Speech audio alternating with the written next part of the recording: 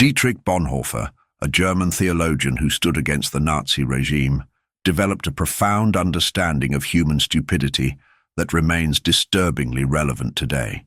For Bonhoeffer, stupidity wasn't simply a lack of intelligence or education. It was something far more dangerous, more insidious, and ultimately more destructive than even the most deliberate evil. His analysis, formed while witnessing the rise of fascism firsthand, offers a stark warning about how societies collapse not primarily through the actions of the wicked, but through the unthinking compliance of the stupid. Bonhoeffer's insight is radical and unsettling.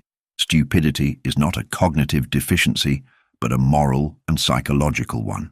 It's not that stupid people can't understand, it's that they refuse to understand. This distinction is crucial. Unlike ignorance, which can be remedied through education, stupidity actively resists enlightenment. The stupid person doesn't merely lack facts, they reject the intellectual responsibility required to engage with reality honestly. They surrender their capacity for independent judgment, not because they cannot think, but because they choose not to think. This form of willful blindness is particularly dangerous because it renders traditional methods of persuasion, reason, evidence, moral appeals, completely ineffective. You cannot reason someone out of a position they didn't reason themselves into. The stupid person, in Bonhoeffer's analysis, has become psychologically incapable of considering viewpoints that challenge their adopted narrative. They've surrendered their intellectual autonomy so completely that contrary evidence only reinforces their conviction. This makes stupidity far more dangerous than malice, for while evil can be exposed, condemned, and opposed, stupidity creates an impenetrable barrier to communication itself. The social dimension of stupidity is what makes it truly terrifying. Bonhoeffer observed that stupidity is rarely an individual phenomenon, but a sociological one. People who might display intelligence and discernment in their personal affairs become startlingly stupid when caught in the grip of collective power. This suggests that stupidity isn't primarily intellectual, but psychological. It's about submission, conformity, and the surrender of one's critical faculties to the intoxication of belonging. Power doesn't merely corrupt. It stupefies both those who wield it and those who submit to it. This insight illuminates why, historically, sudden surges of collective stupidity often precede catastrophic moral failures in societies.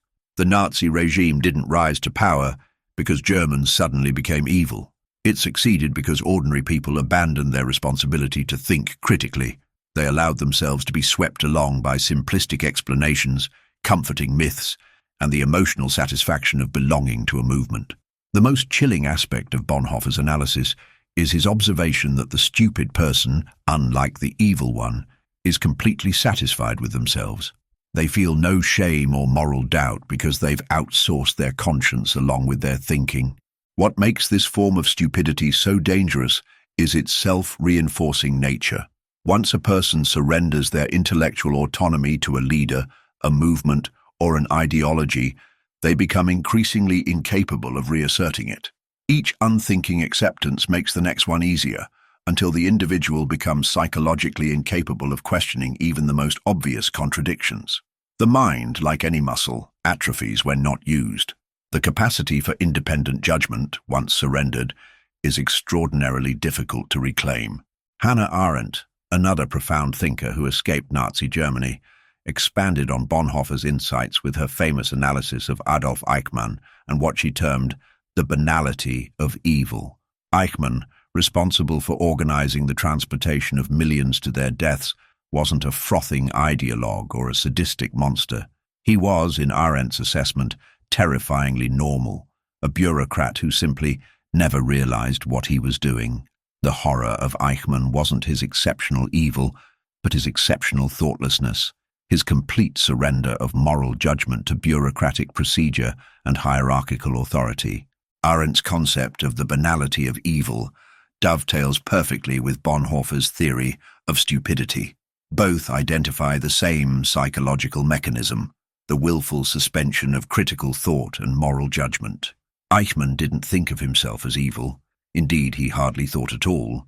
He saw himself simply as someone efficiently performing his assigned role in a system whose overall morality, he never questioned. This thoughtlessness is precisely what Bonhoeffer identified as the hallmark of stupidity, not an inability to think, but a willingness to surrender one's thinking to external authority. The implications of this analysis extend far beyond historical examples. In our own time, we can observe how stupidity, in Bonhoeffer's sense, manifests in polarized politics, tribal identities, and the uncritical consumption of information that confirms existing beliefs. The psychological comfort of belonging to a group, whether political, religious, or ideological, often overrides the discomfort of confronting complex realities. People willingly surrender their intellectual autonomy for the security of belonging, the clarity of simplistic answers, and the emotional satisfaction of moral certainty. This process is accelerated by modern media environments designed to maximize engagement rather than understanding. Social media algorithms that prioritize emotional reaction over thoughtful reflection, news sources that cater to pre-existing beliefs rather than challenging them, and political discourse that rewards tribal loyalty over principled consistency all contribute to a culture that encourages Bonhoefferian stupidity. The result is increasingly fragmented societies where different groups operate from entirely different factual premises, making meaningful dialogue nearly impossible. The connection between power and stupidity that Bonhoeffer identified also explains why those in positions of authority often seem particularly resistant to evidence that contradicts their worldview. Power doesn't just corrupt morally, it corrupts cognitively. Those who wield power naturally surround themselves with people who reinforce their beliefs and shield them from contradictory information. The result is a kind of institutionalized stupidity, where entire organizations can become incapable of recognizing reality when it conflicts with their internal narrative.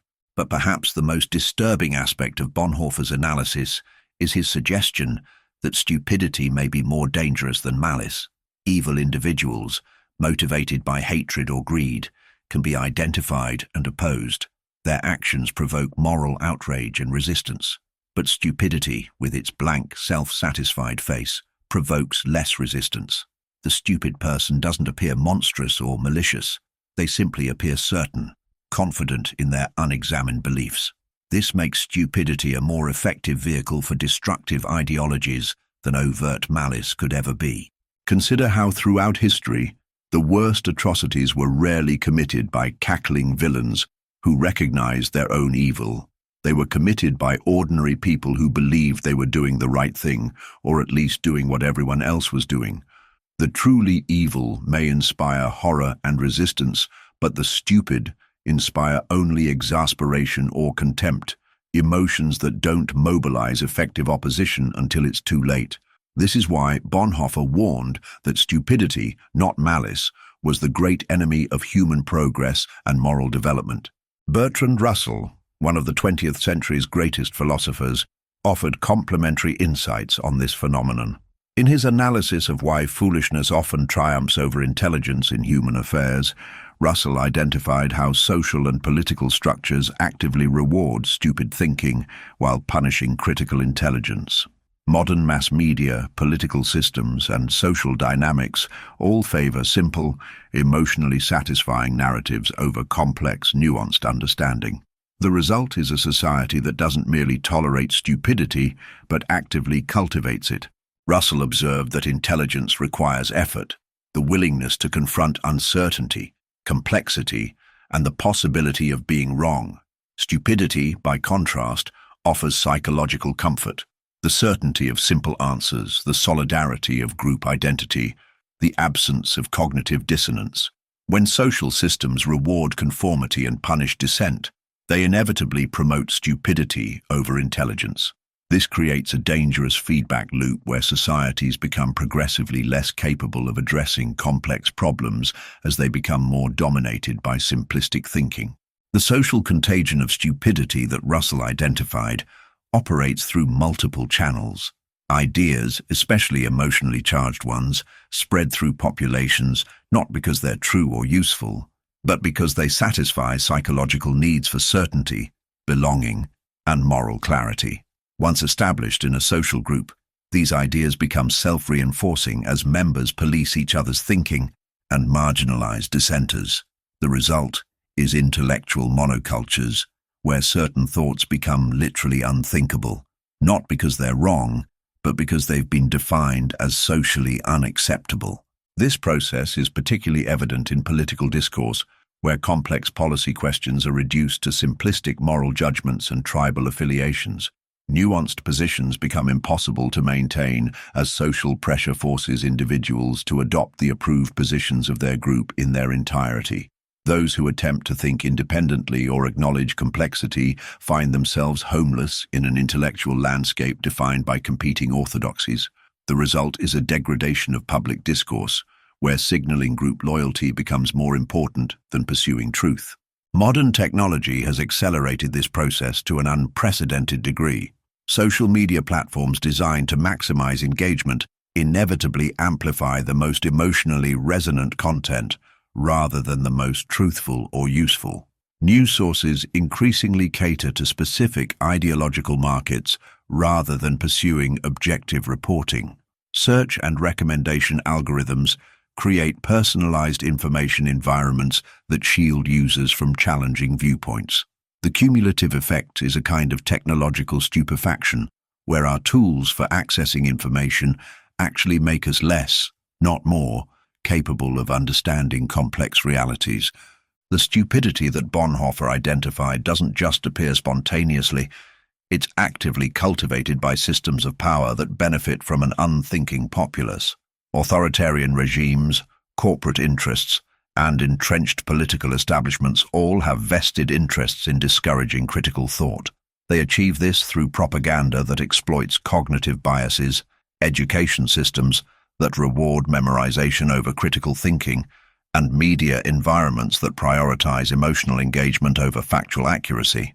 The result is populations that may be highly educated in a formal sense, while remaining functionally stupid in Bonhoeffer's sense, incapable of thinking independently about matters that affect their most vital interests. This manufactured stupidity serves power by making manipulation easier. When people abandon their capacity for independent judgment, they become extraordinarily vulnerable to influence operations that would fail against a critically thinking population. Simple narratives about threats, enemies, and simple solutions find fertile ground in minds that have surrendered their analytical capabilities. Complex problems that require nuanced understanding and difficult trade-offs can be reduced to morality plays with clear heroes and villains. The result is a politics of spectacle rather than substance, where appearance matters more than reality and emotional satisfaction trumps factual accuracy. The greatest threat of stupidity in Bonhoeffer's sense isn't that it leads to incorrect beliefs about specific issues, but that it degrades the capacity for self-correction that makes democracy possible.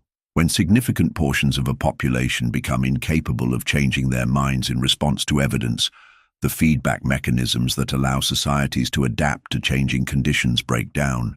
Elections become exercises in tribal mobilization rather than substantive evaluation of competing approaches.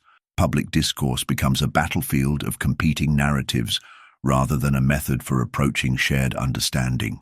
The societal immune system that should protect against dangerous delusions fails when stupidity reaches a critical mass. But Bonhoeffer's analysis, as bleak as it is, contains within it the seeds of a response. If stupidity is not an intellectual deficiency, but a moral and psychological surrender, then resisting it requires moral courage more than mere intelligence. The antidote to stupidity isn't simply more information. It's the willingness to endure the psychological discomfort of thinking for oneself. It's the moral integrity to prioritize truth over belonging, complexity over comfort, and intellectual responsibility over emotional satisfaction. This suggests that cultivating resistance to stupidity requires attention to character development as much as intellectual training. Education that merely transmits information without developing the moral courage to use it critically fails to address the root of Bonhoefferian stupidity. What's needed is education that cultivates intellectual virtues, honesty, humility, courage, curiosity, and responsibility. These virtues provide the psychological foundation necessary for genuine critical thinking in the face of social pressure to conform. Escaping the trap of stupidity also requires creating social environments that reward critical thinking rather than punishing it. This means developing communities where intellectual integrity is valued more highly than ideological conformity, where questions are welcomed rather than suppressed, and where changing one's mind in response to evidence is seen as strength rather than weakness.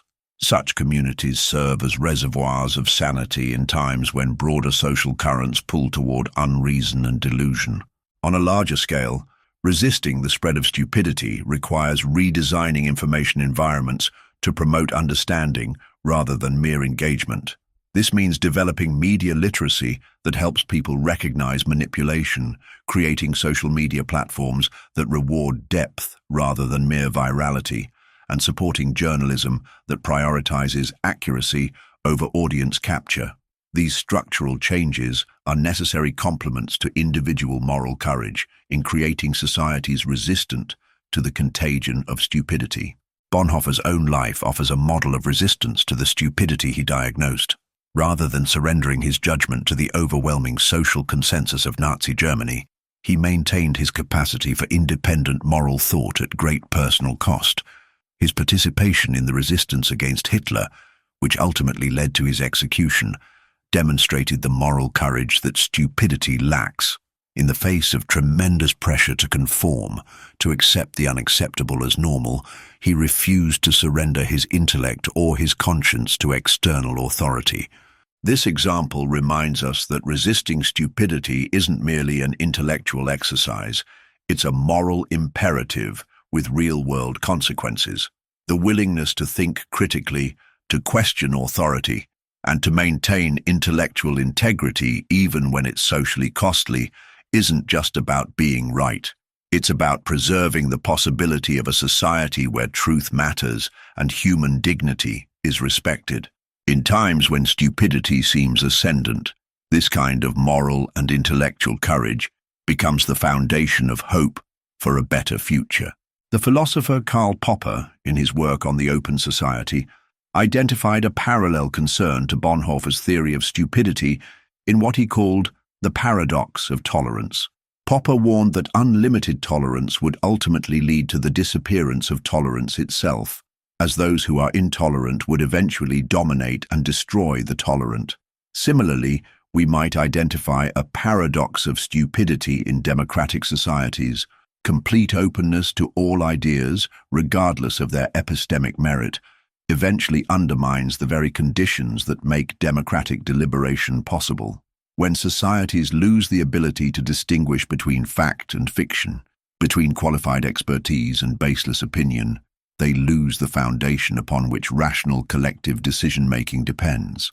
This highlights an important dimension of Bonhoeffer's insight. Stupidity isn't merely a personal failing, but a threat to democratic governance itself. Democracy presupposes citizens capable of informed judgment about complex issues. When significant portions of the citizenry abandon this responsibility, preferring comfortable delusions to uncomfortable realities, democracy degrades into a competition of manipulative narratives rather than a deliberation about genuine alternatives. The quality of government inevitably suffers, regardless of which faction temporarily gains power. Perhaps the most troubling aspect of Bonhoeffer's analysis is how accurately it describes our contemporary information ecosystem. The fragmentation of media into ideological silos, the rise of algorithmically driven content that prioritizes engagement over truth, and the increasing hostility toward expertise and nuance all create fertile ground for stupidity to flourish. We see this in the proliferation of conspiracy theories, the rejection of scientific consensus on matters from climate change to public health, and the increasing difficulty of establishing shared facts as the basis for public discourse. The psychological mechanisms that Bonhoeffer identified operate with particular force in digital environments. The immediacy of social media rewards quick, emotional reactions rather than careful reflection. The anonymity of online interaction removes many of the social constraints that might otherwise discourage intellectual dishonesty. The endless stream of content overwhelms our cognitive capacity, encouraging mental shortcuts and uncritical acceptance of information that confirms existing beliefs. In such an environment, stupidity isn't merely permitted, it's practically inevitable without deliberate resistance. What makes this situation especially dangerous is the scale and speed at which stupid ideas can now spread. In Bonhoeffer's time, propaganda required significant resources and infrastructure to disseminate. Today, demonstrably false claims can circle the globe in minutes, reaching millions before any correction can follow.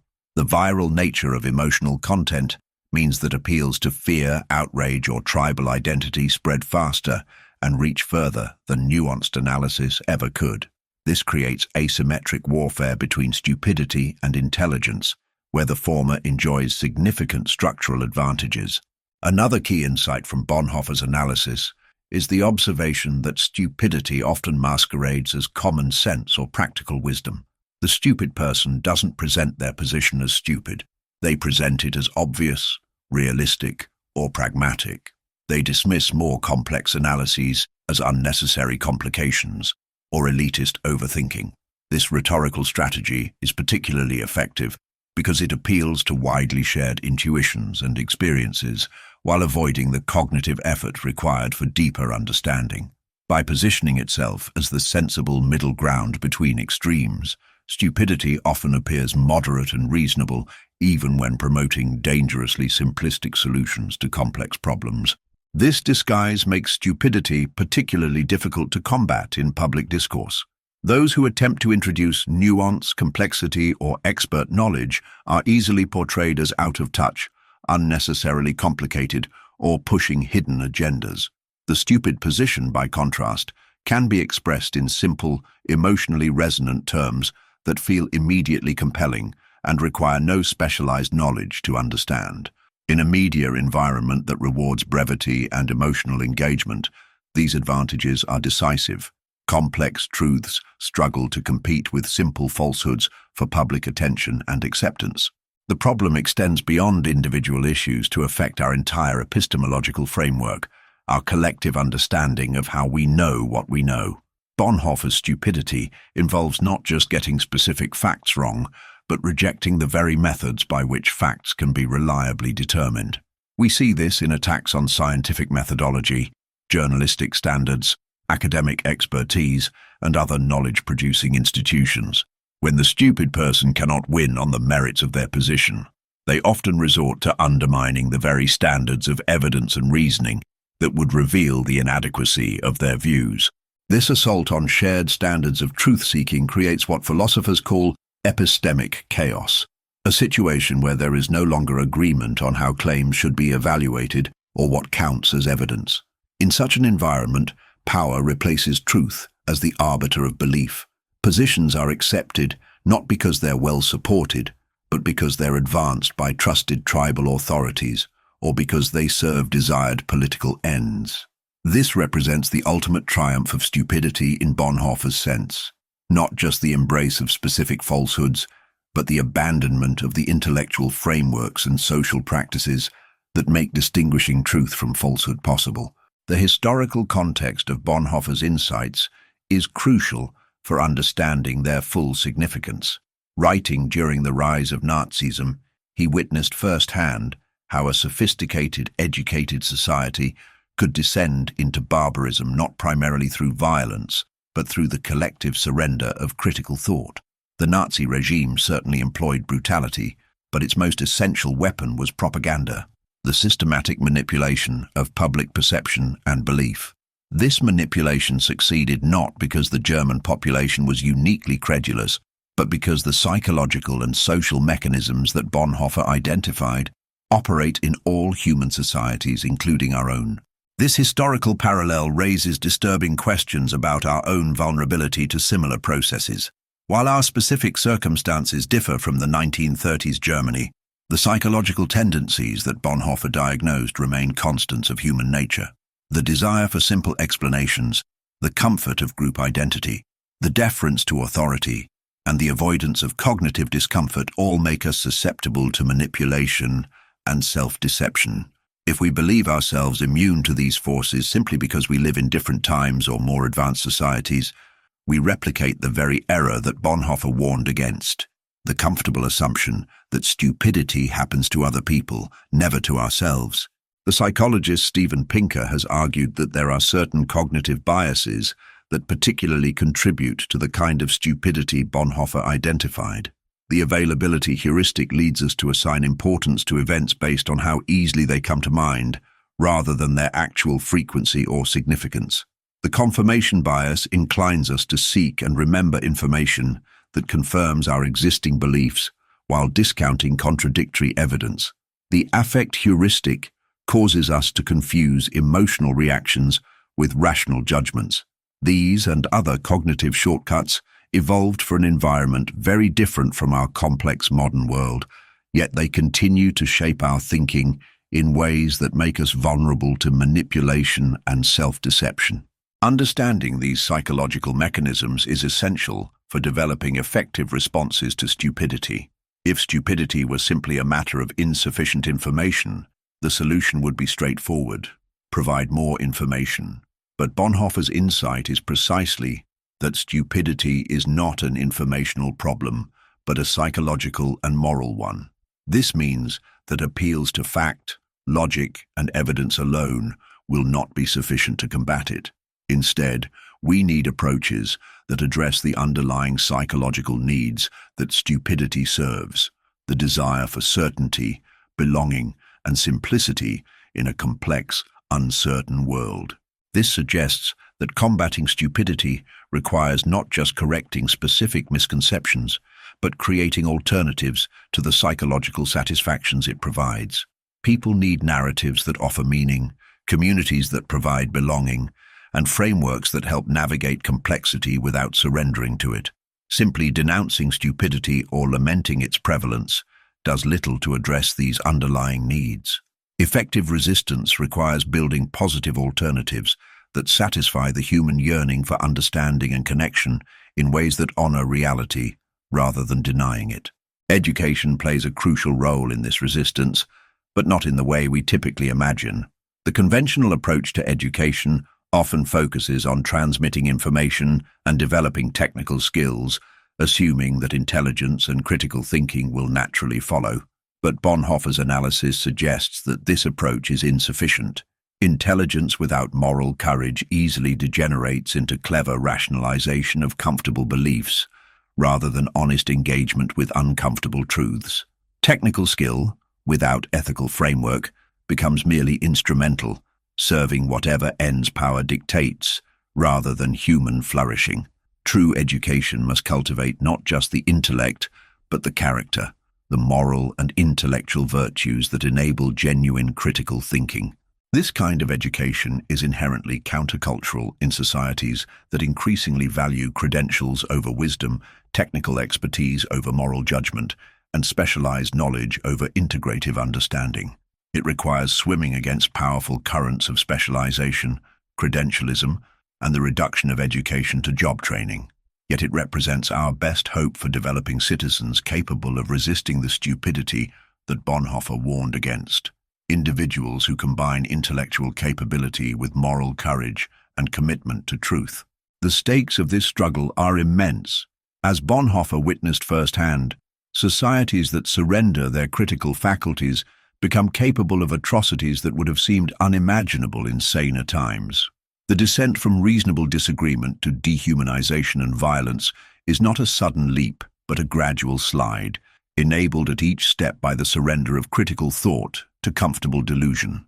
What begins as willful ignorance of uncomfortable facts progresses to active denial, then to hostility toward those who insist on reality, and finally to the moral inversion where virtue becomes vice and vice virtue.